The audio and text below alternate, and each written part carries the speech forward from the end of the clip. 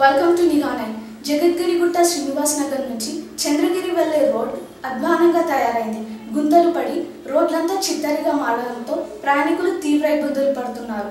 కూకట్పల్లి చెరువులో ఓవైపు కబ్జాలు చేస్తుంటే మరోవైపు చిత్తాచెదరంతో నిండిపోయింది. అధికారులు పట్టించుకోవాలని ప్రజలు కోరుతున్నారు.